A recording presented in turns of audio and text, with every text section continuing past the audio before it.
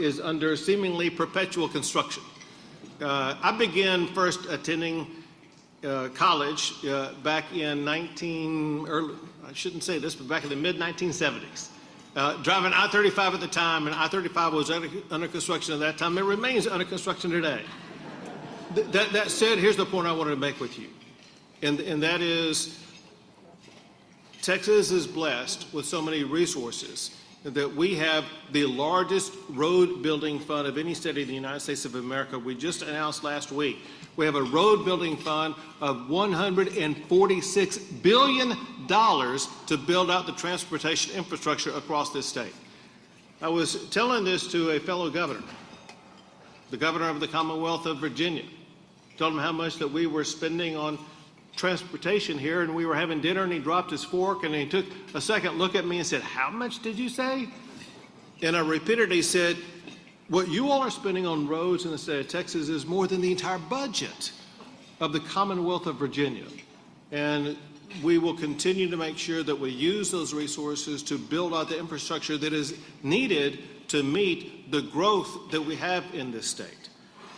But one thing I really wanted to start with was to congratulate everybody in this room for the great success that you have delivered for your community economically. Let's just, 2025 obviously is not yet complete, but look at the complete year of 2024. Waco hit a record high for the total number of jobs. Waco hit a record high for the total number of Texans working. And get this, Waco has a faster rate of growth of employment from June of last year to June of this year, faster than Austin, Houston, and Dallas.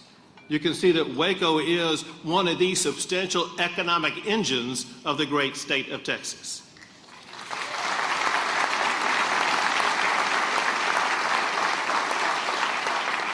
Especially when you get down to the details of the Chamber of Commerce. It is a Chamber of Commerce that I personally, as well as my office, work with closely. The person in my office who works most on economic development projects is the head of that in the governor's office, and that is Adriana Cruz right here. Adriana, I want you to please stand up.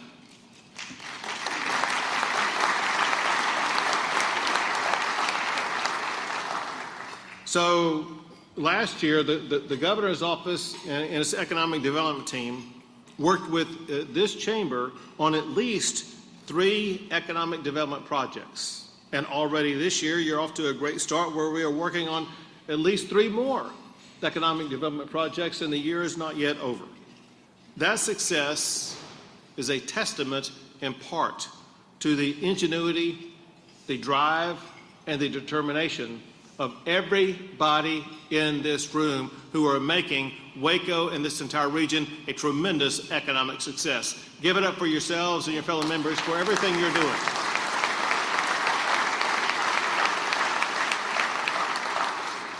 And I think we all know that success like that doesn't just happen overnight. It's an aggregation of what's happened over years. And you can see that in a way because of an anniversary that you all celebrated. This has been in the works for tireless years of effort for now 125 years. Because last year, the Waco Chamber of Commerce celebrated its 125th anniversary. Congratulations on 125 years of tremendous success of transforming the entire Waco region.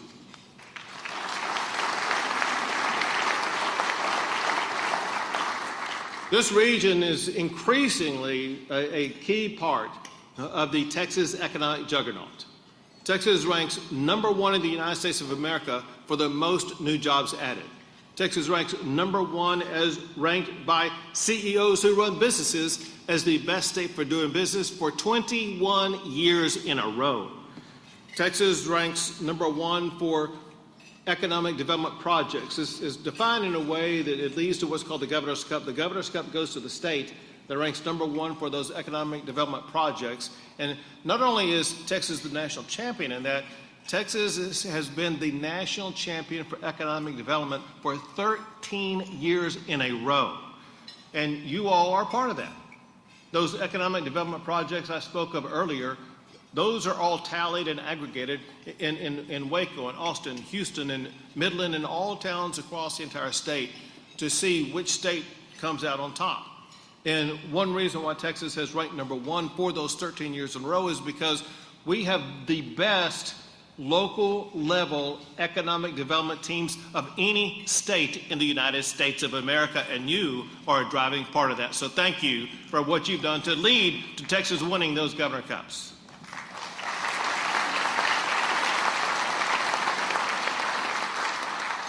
We also rank number one for exports, not just now, but Texas is ranked number one for exports for the past 23 years.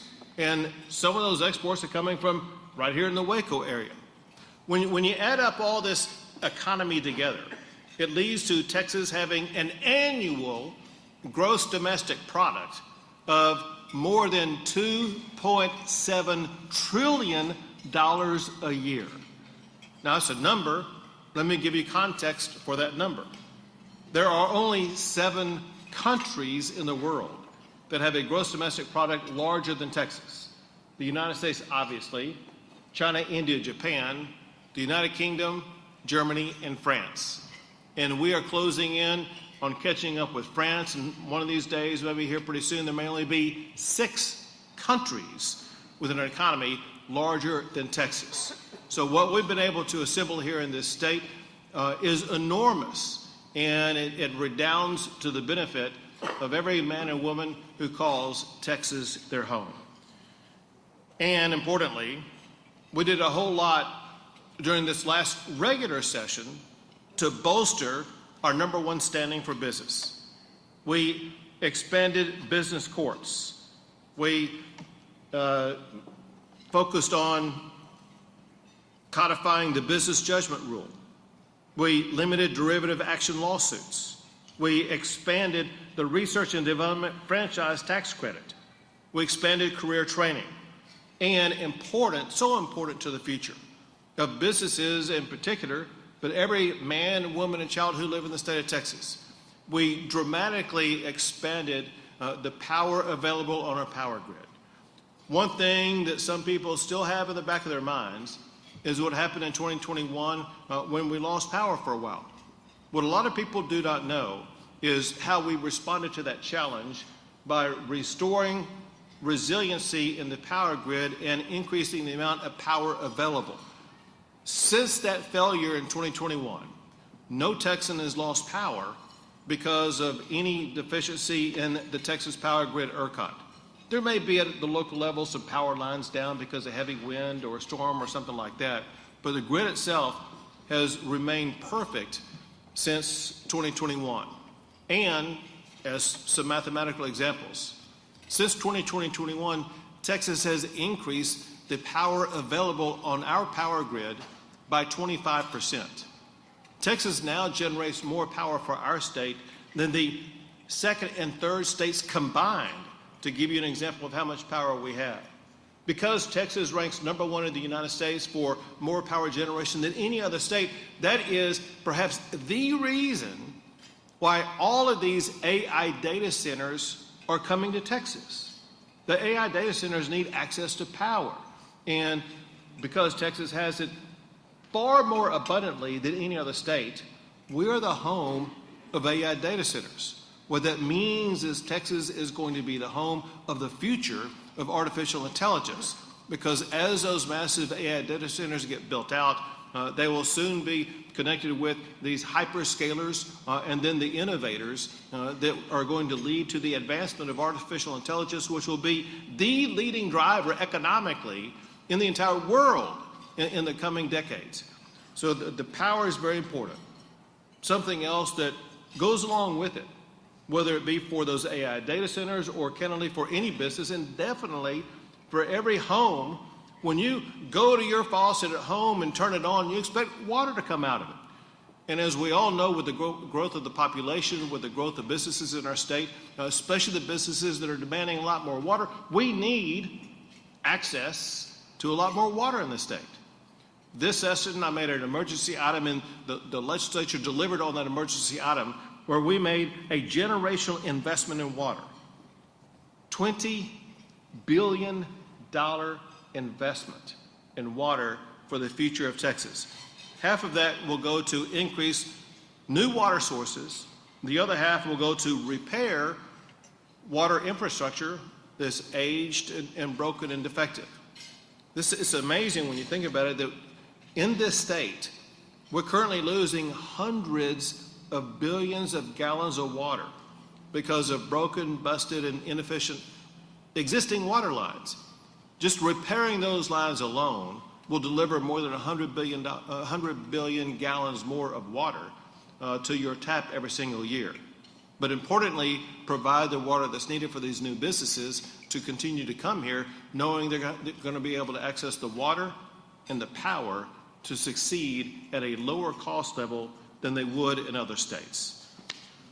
Well, something else that we did this session is we prioritized small businesses. You know, we think of large businesses and all the Fortune 500 company businesses we have and things like that in the state, and that's true and it's good things to brag about. What's important for people to know is that about 98% of all businesses in the state of Texas are small businesses, and they employ more than half of all the Texans that help Texas rank #1 for the most new jobs. So my point in telling you that, and that is small businesses have an extraordinary, powerful role in ensuring the economic success of our state. In turn, we wanted to pass laws this past session to make sure that it's going to be easier for those small businesses to be able to succeed here in the state of Texas. So I created, but before the session began, I created the Texas Small Business Freedom Council. The goal of this was to reduce barriers for small businesses to make it easier for them to conduct business. To put it in one level of context, this is eliminating regulatory red tape. Regulatory red tape increases the cost of doing business. We've got to cut through that to lower the cost of doing business and speed it up to make it easier for those businesses to succeed. One way we did that is by passing the Texas version of the DOGE law to cut through regulations in the state of Texas that were hindering small business. What it ensures is that Texas will continue to move at the speed of business. The reason why I say continue, I'll give you a quick example of how we operate and what it's done to transform the state of Texas. In 2020, Elon Musk came to me and said he wanted to create a more than mile-long gigafactory that would be larger than the size of the Pentagon and start from beginning to end and have vehicles rolling off that gigafactory in less than 18 months. I asked, have you ever tried to build a house in Texas? We can build a house in 18 months. It's pretty fast. The deal is we worked with them. We worked on cutting through the red tape, the permitting process, all that kind of stuff to make sure that we would move at that speed of business. And at a time before he had bought Twitter, he posted on Twitter after it was done that in Texas he was able to build this mile-long gigafactory to have vehicles roll off of it in less than 18 months, whereas in California he would not even be finished with the permitting process yet. We seek to achieve that same measure of speed for every business in the state of Texas. Another thing we did for small businesses is that we increased the business personal property tax exemption. Before this session, the personal property tax exemption goes to taxes that apply to tangible things that you have in your business. It could be tables and chairs, it could be computers, it could be a desk, different things like that. And the first $2,500 of that was exempt from that business personal property tax. Well, that's kind of, as nice as that may be, kind of meaningless. It's not a lot of money. And so we wanted to increase it to substantially help, especially our small businesses. So we increased that personal business property tax exemption from $2,500 to $125,000, helping make it easier for small businesses to make a profit in the state of Texas.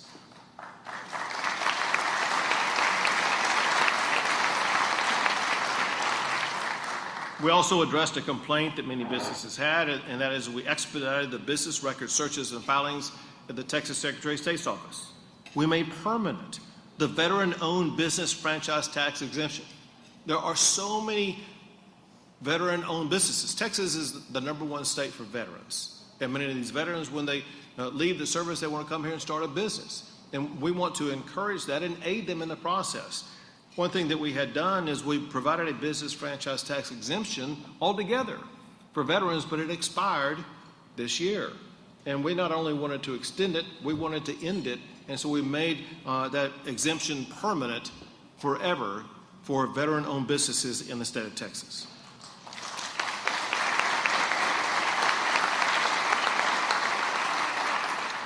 Another thing we did, and this is one not enough people really know about.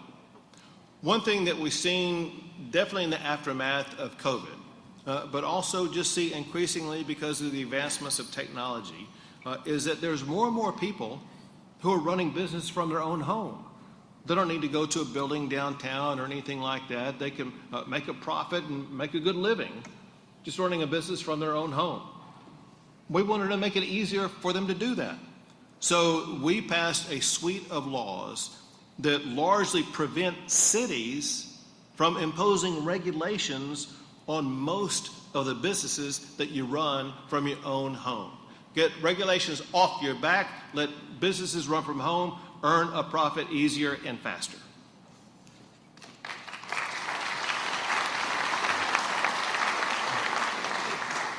Another thing that we did was to address one of the leading concerns that we hear from businesses, but also a primary issue and function for the state of Texas. One thing that all of us, doesn't matter if you're in business or if you're just a mom and dad at home or just someone who wants to see Texas improve, we all want to see improvement in educating our kids. And we took greater leaps this session to achieve that than ever before in history. Now, one thing that you read and heard a whole lot about is what we did for school choice. And we passed school choice in a very meaningful way, ensuring that parents are going to have the ability to choose the education pathway that is best for their child. But know this, school choice was not an end unto itself.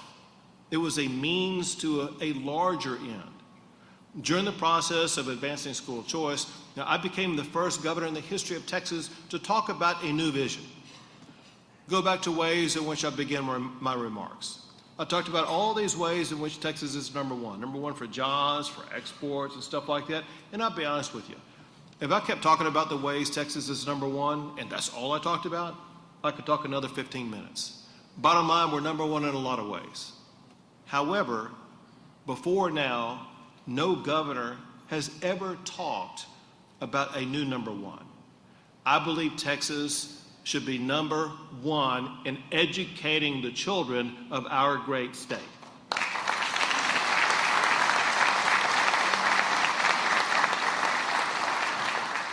School choice that injects competition is part of that process. And I look at it and I see Doc Anderson, your former state representative. Doc, thank you, sir, for your service to the great state of Texas.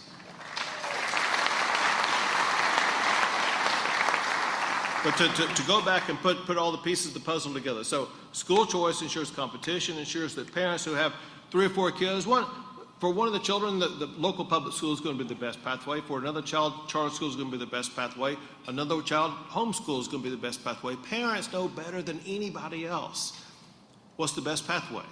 But for us to really go down the pathway of being number one, we also needed to fully fund our public schools, and we provided an all-time record high of more than $8 billion more to fund public education in the state of Texas this past session.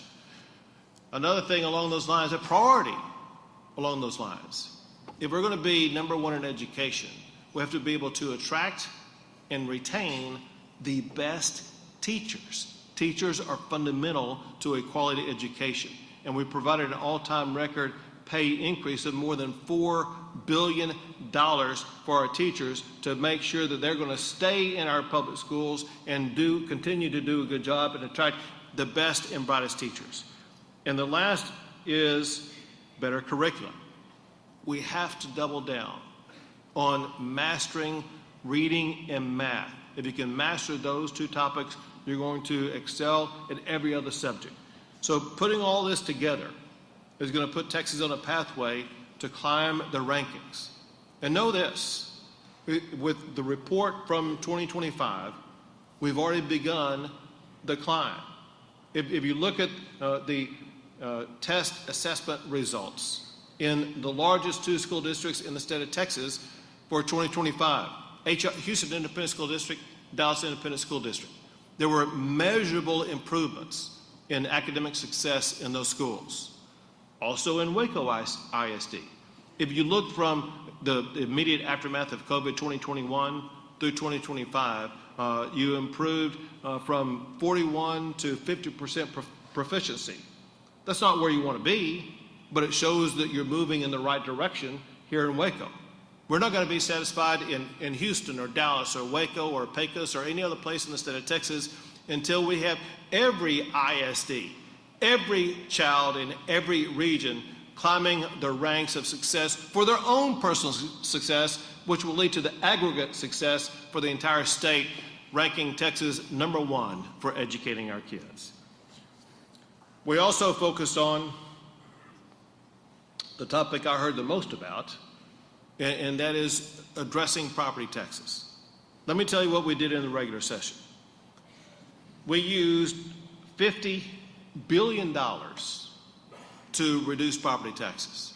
The reason why I put it that way, for those who don't know, Texas does not assess property taxes. There's no state property tax.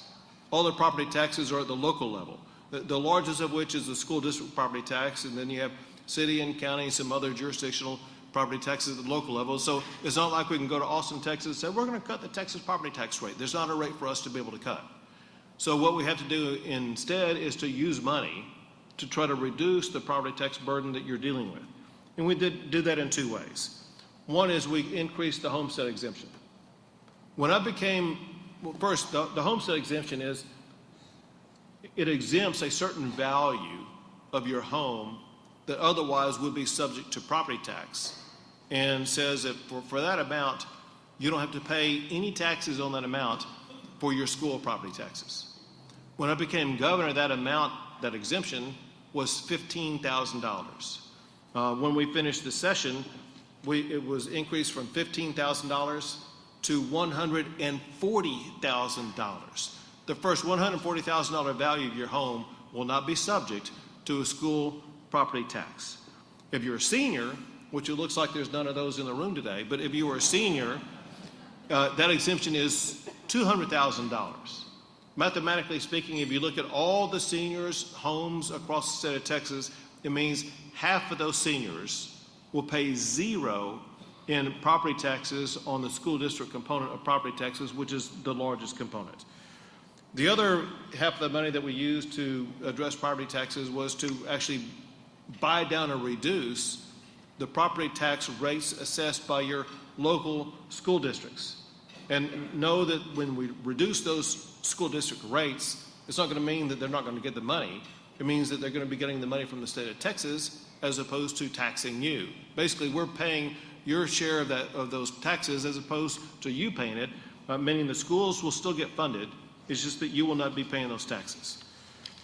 And as you may have heard, we're looking to do even more here in the special session, which is ongoing, and we'll see what we can get done in the special session to further address property taxes.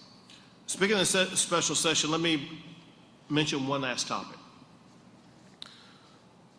One thing that we are wrapping up in this special session is addressing the catastrophe that occurred just before the special session began.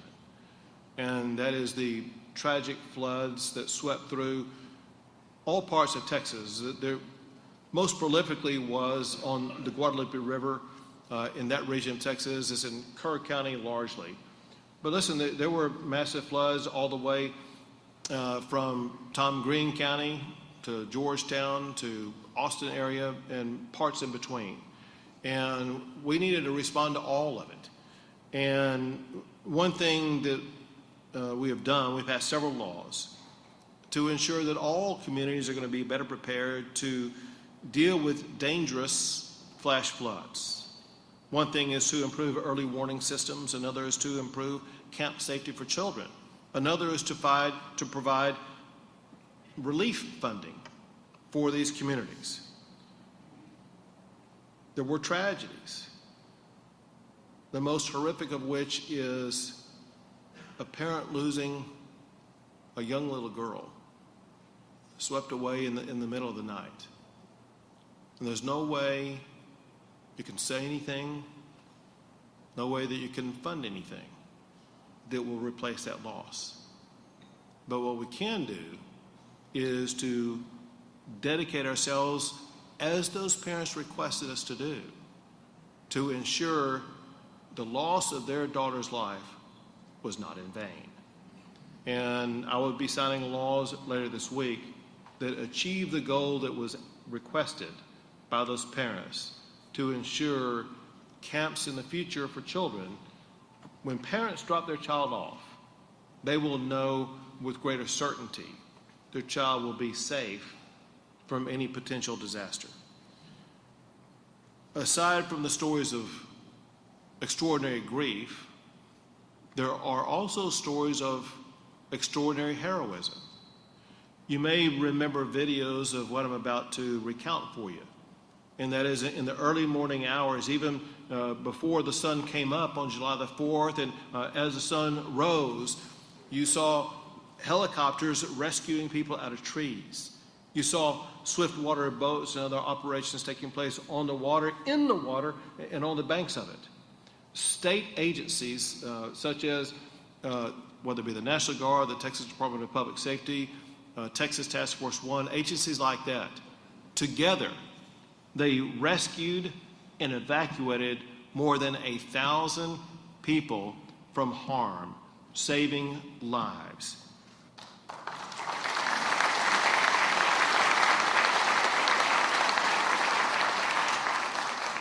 The first time I went down there was later on July the 4th, talking to people in the community.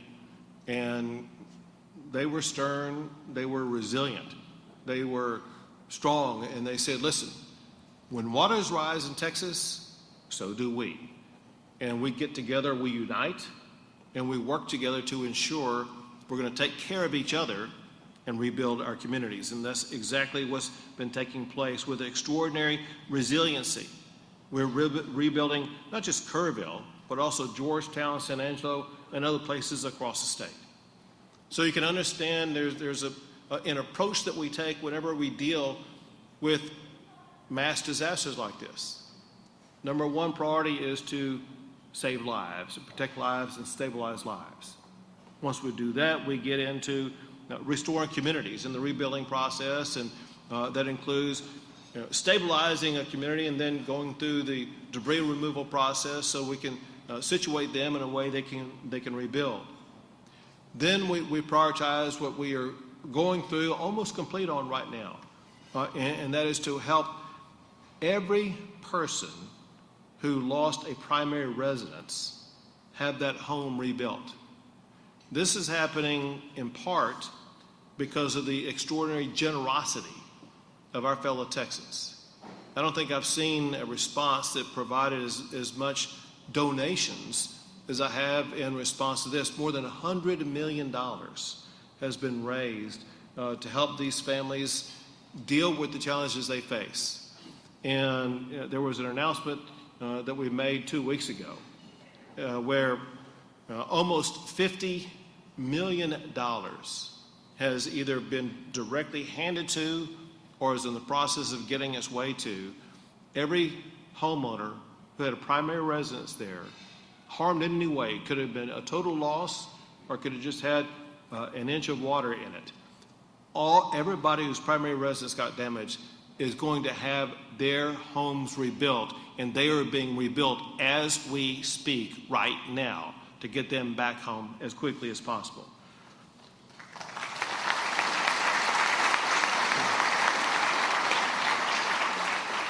Of the more than $50 million that's left remaining in that fund, they want to set aside a meaningful part of it to make sure they are going to be able to address the extraordinary and the unique mental health care needs of the families who've gone through a tragic event. And then the remainder is going to assist local businesses with a focus on small businesses, be able to rebuild and get back into the process of doing business. They need aid just as much as homeowners do. And we look to expedite the process to make sure that small businesses are going to have the resources they need to get back up and running again, to get the economy of Kirk County back up and running again. Bottom line, we will stop at nothing to save those lives, to rebuild that community, and to restore business as usual in Kirk County or any other area across the entire state affected by those floods. But going back to you all, I want to say thanks again to the Greater Waco Chamber of Commerce and all the many businesses represented here today who make Texas such a great place to do business. Thank you all, God bless you all, and God bless the great state of Texas.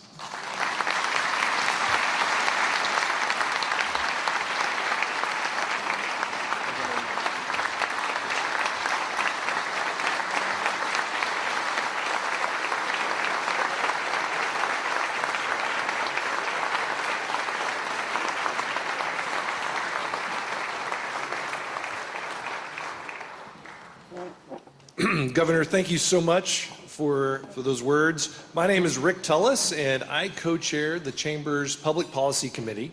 My co-chair is the incredible Leah Cox. Leah, wave your hand over there.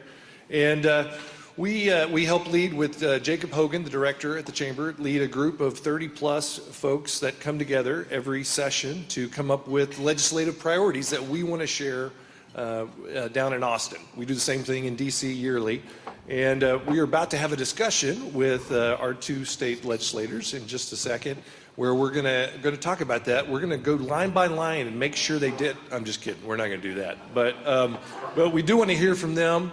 The governor gave some great information about what happened in this session, but we want to hear a little more detail from them. So I want to invite up Representative Angela Orr and Representative Pat Curry to come have a seat.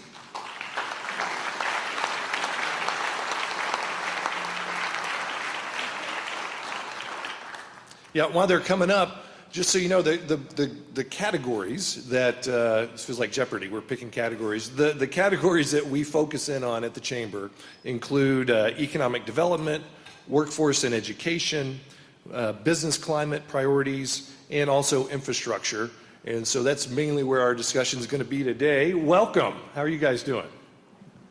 Good. Thank you very much. What a great crowd.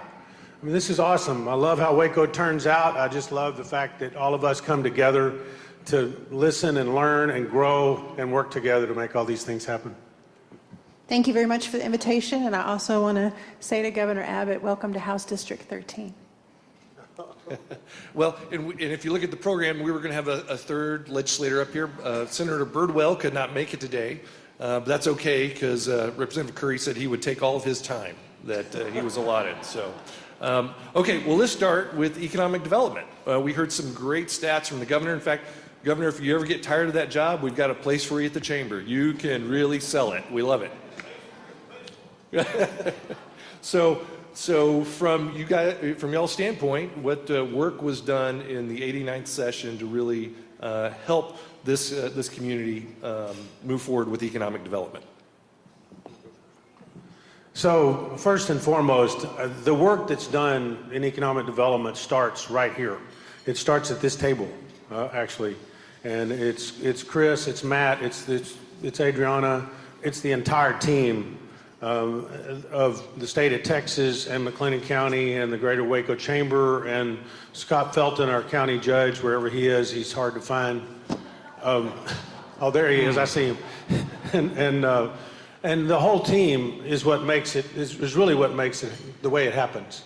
From a legislature standpoint, our job is to support that. Our job is to listen to the needs and make it grow. One of the things that Governor Abbott spoke about, and it's difficult to follow him speaking because he takes all of our material.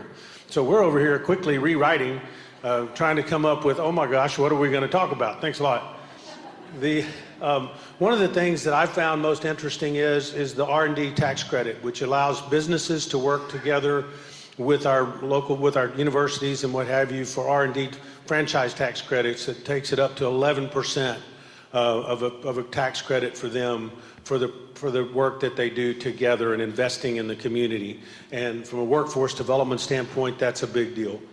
Other economic development opportunities that are upcoming, obviously we have the Samsung plant that the governor did not mention, thank goodness, because he left us something to talk about. But we have the Samsung plant being built down in Taylor in that area, which is going to be a huge economic boom for all of Texas, none the least of which is Central Texas, which is already participating in putting together programs and businesses that are coming to support that. And I will tell you that all of the above it's an honor to be able to work with, and I'm going to pass it off to Representative Orr. Yeah, I wanted to talk about the film Motion, help me with this, Texas Moving Image Incentive. Yes. This was greatly talked about during our session, and I served on appropriations as the Article 2 chair, but I also served on cultural rec and tourism.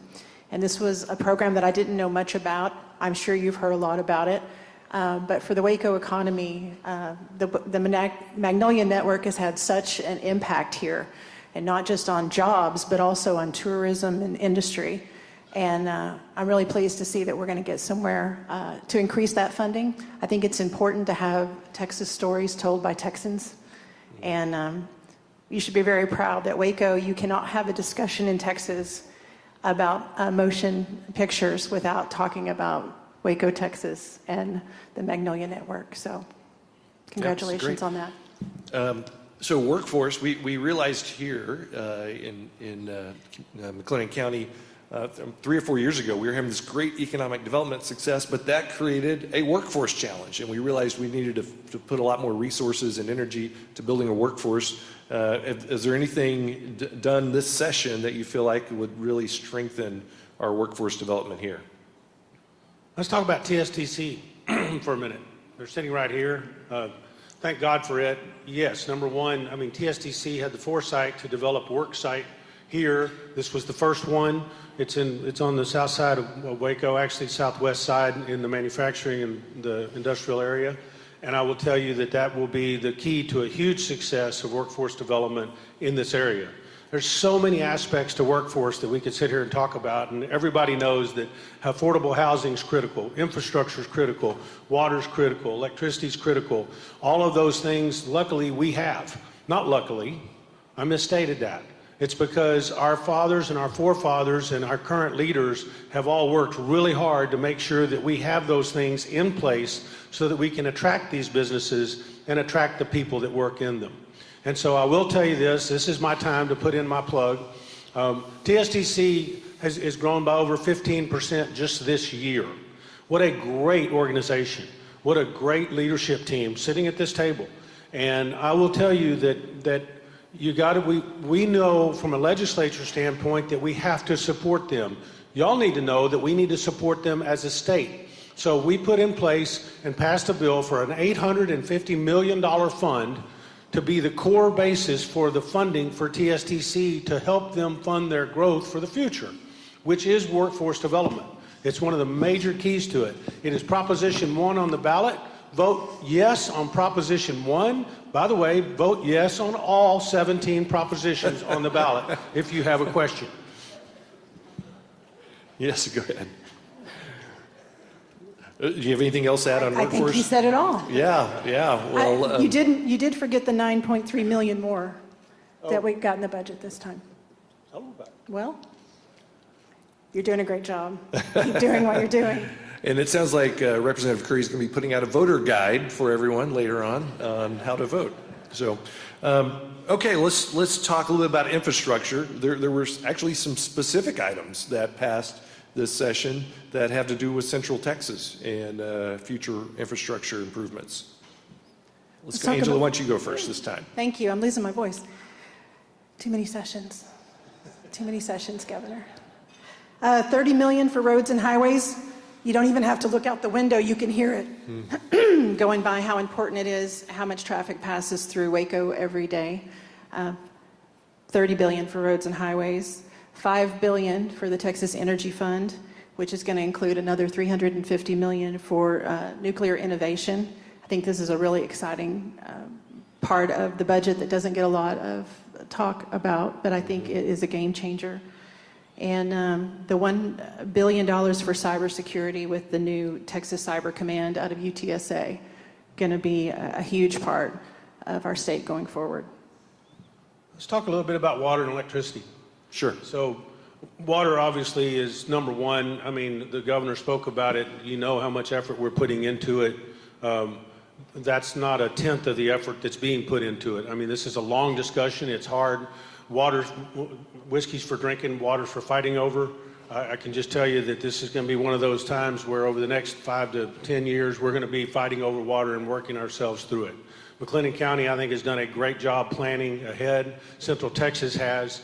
So one of the things that we were able to pass this session, and thank you, Governor, for being one of the first bills that you signed, was the Central Texas Water District.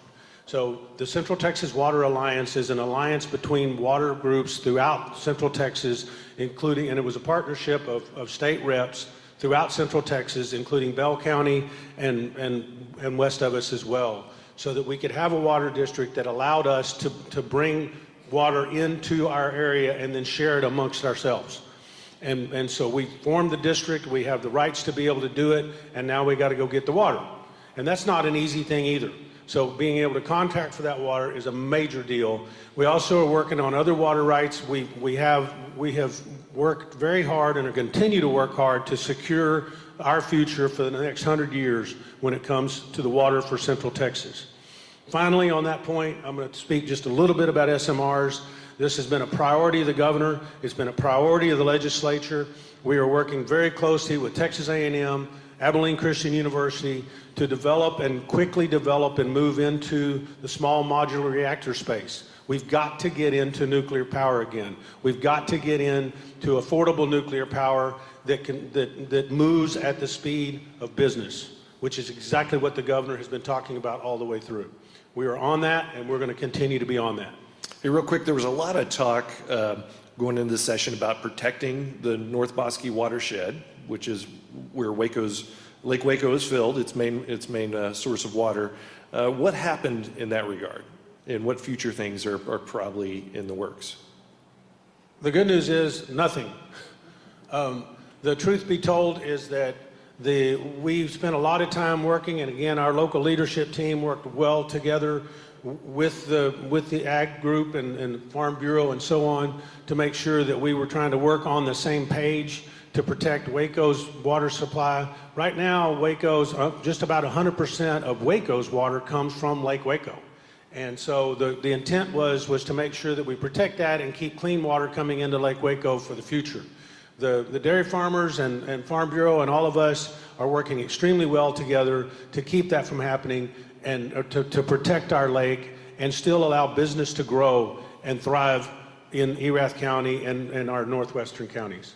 Okay, well, lastly, Representative Orr, are there any other things that happened in this session that you wanted to talk about? Not necessarily the things that were in my categories here, but I know there's a lot of other things that got worked on. There was over 8,000 bills filed, I believe, 800 pieces of legislation that came out of it. So what were some other highlights for you? Thank you. HB 24, tyrant's veto, I've seen a lot about it here in the news, and that had to do with a 100-year-old state mandate that allowed your neighbors to basically dictate whether you could add an additional housing unit to your home or what. In my neighborhood, it was a habitat house where you could intervene. Just one neighbor could intervene and stop that.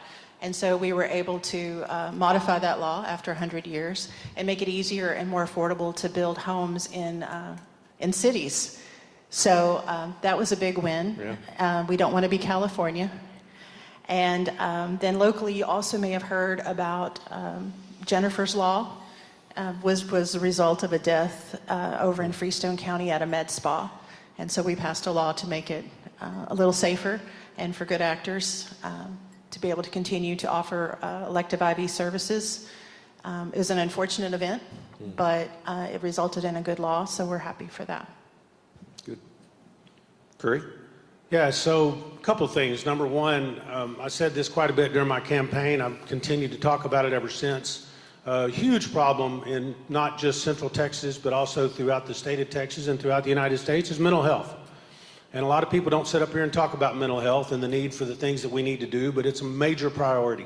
It's a priority here. We need to build and fund a mental health hospital here. This chamber is going to be a major player in that with all of us. The businesses need to step up. We all need to step up. When your only mental health facility is your jail, that's a problem.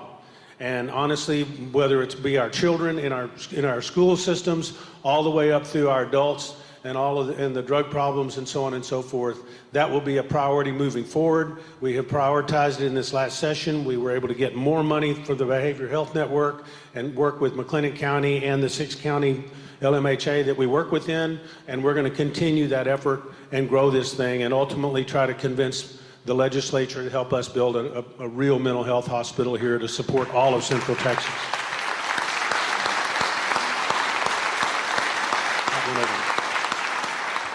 And since I got Senator Birdwell's time, I'm going to go ahead and talk about a couple other things. Thank you, Rick. I appreciate that. You know, you put a mic in my hand, I want to take it. But the truth be told is that, you know, I was honored to be able to be on the DOJ committee and the Transportation Committee. Texas DOJ is different than federal DOJ, right? I mean, the fact is we've been under Republican leadership for well over 20 years. We've got a great governor. We've had great governors prior to him. And honestly, it's not something like you're going to go rip apart and go blame somebody else for it.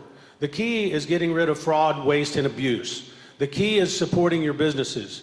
The DOJ bill that we passed that put together a task force and actually a team for the governor that I believe is falling under Adriana's care will allow 274,000 regulations to be categorized and looked at to where you as a business owner can go search through and find everything that relates to you and your business moving forward and be able to help us help you get rid of some of these ridiculous regulations that we don't even know about. That's artificial intelligence. It takes a lot. It takes a big team to do it, and we're working extremely well together doing that. We have efforts moving forward, and I'm hoping if the governor will ever allow us to get to an interim, we will begin working on some interim charges in the DOJ committee that will certainly include trying to help lower the cost of what we have to spend in our local communities and our local taxation communities. So as an example, the state of Texas buys a lot of vehicles. We've got to think outside the box and figure out how in the world can we get most favored nation pricing, not just for the state of Texas, but for all the taxing entities, and push the cost savings down to all of the tax-paying entities and the ones that we fund. There are ways to do that, and artificial intelligence and the DOJ committee will be able to help with that. We need time to work on it. So we're working on a lot of cool things, and we're going to keep working on them. And a lot of what we work on, the ideas come from you, all of you, and we take all your calls, and we appreciate your input, and we do our best to go follow through on all that. So thank you very, very much. Okay, well, thank you. Would you guys help me in thanking our representatives for being here today? Good job. Thank you. Next, Carolyn Hafferkamp is going to come back up to close us out. I just want to add real quick, this is the largest gathering we've had at a state of event ever in the history of the chamber. So thank you for being here. There'll be a lot more coming up that she's about to tell us about.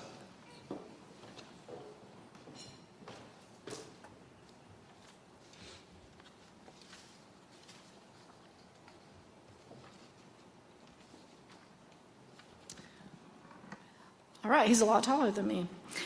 Governor Abbott, thank you for your leadership and for joining us today. State Representatives Curry and Orr, thank you for your service to our community and for being with us today.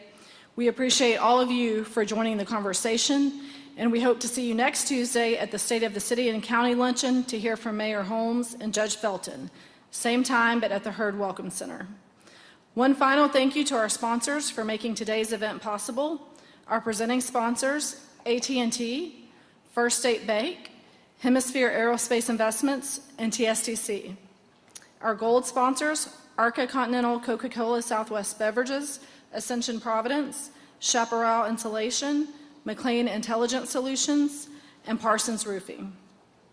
Our silver sponsors, Allen Samuels, Dodge Chrysler Jeep Ram Fiat, Baylor Scott & White Medical Center Hillcrest, Baylor University, Extraco Banks, State Representative Pat Curry and Harris Cook LLP, JRBT, Mary Kay by Rebecca Eubank, McLennan Community College, Noble Graces, STV, and Walker Partners.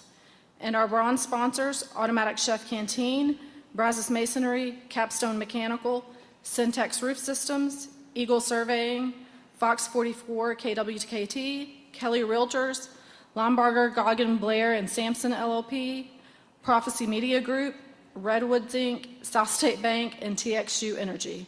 All of you have a great afternoon. Thank you.